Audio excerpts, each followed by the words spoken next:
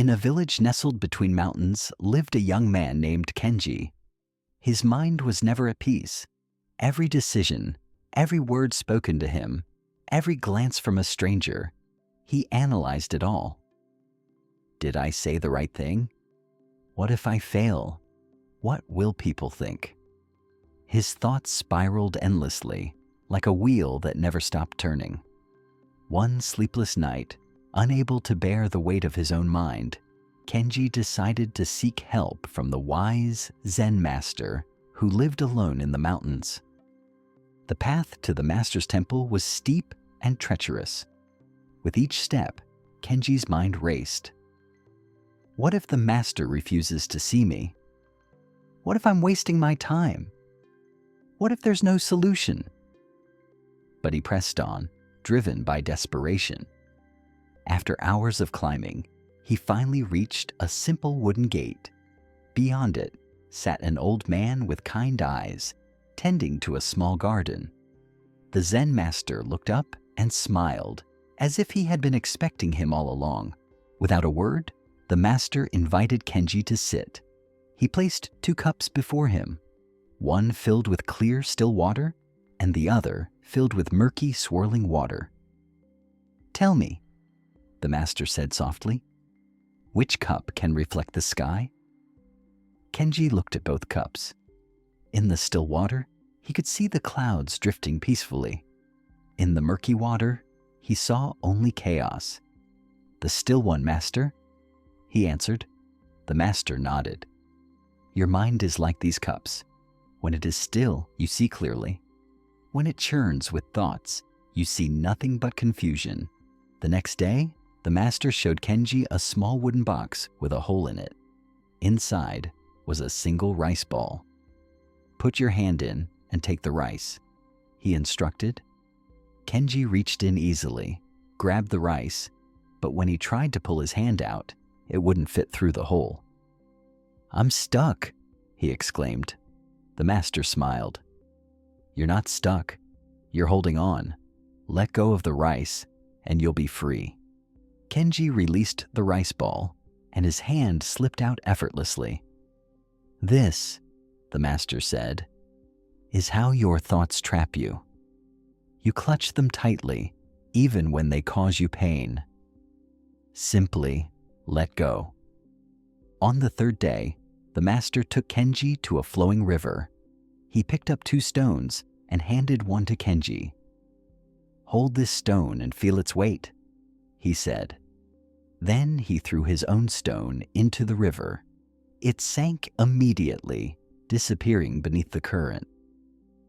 "That stone," the master explained, "is like a thought you let go. The river carries it away, but the stone in your hand, feel how heavy it becomes the longer you hold it?" Kenji's arm was already growing tired. Every thought you replay, every worry you revisit, becomes heavier. The river of time wants to carry them away, but you keep picking them up again and again. That evening, the master lit a thin rope at both ends. The flames slowly crept toward the center. "Watch this rope," he said. "It burns from both ends, the past and the future. But notice, there is always a point that is not yet burning. That point is now. That is the only place where you truly exist." Kenji watched as the flames met in the middle and the rope disappeared.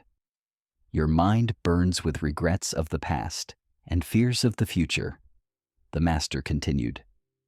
"But the present moment, this breath, this heartbeat, remains untouched. When you live there, overthinking cannot reach you." For the next several days, the master taught Kenji to sit in meditation. At first, Kenji's mind was like a wild horse, jumping from thought to thought. "I'm doing this wrong. This is pointless. I should be doing something productive." But the master's instruction was simple. Don't fight your thoughts. Just watch them, like clouds passing in the sky. Don't grab them. Don't push them away. Just watch. Slowly, day by day, Kenji began to understand. His thoughts still came, but he no longer drowned in them. He learned to observe without attachment. After weeks with the master, Kenji prepared to return home. The master walked him to the gate. "Remember," he said, "the real practice begins now, in the chaos of daily life." As Kenji descended the mountain, he encountered the same situations that once tormented him. A merchant spoke harshly to him. An old friend ignored his greeting. His mind began to spin, but then he remembered the lessons. He watched the thoughts arise like clouds in the sky. He didn't grab the stone. He stayed in the present moment, and slowly the spiral stopped. Weeks turned into months. Kenji's life hadn't changed. He still faced difficulties, uncertainties, and challenges, but he had changed. When anxiety came, he acknowledged it without drowning in it. When regrets surfaced, he let them pass like stones in the river. When worries about the future arose, he returned to his breath, to the present moment. His friends noticed the difference. "You seem lighter," they said. And Kenji smiled because he was. Not because his problems had vanished, but because he had stopped carrying them needlessly. One day, a young woman from the village came to Kenji, troubled by her own overthinking mind. Kenji smiled and shared the master's wisdom. "Your mind is like a cup of water," he told her. "When it's still, you can see clearly. You don't have to fight your thoughts. Just watch them pass like clouds. Don't hold the stones. Let the river carry them. And remember, the only moment that truly exists is now." As he spoke, Kenji realized the master's final lesson. Wisdom grows when shared.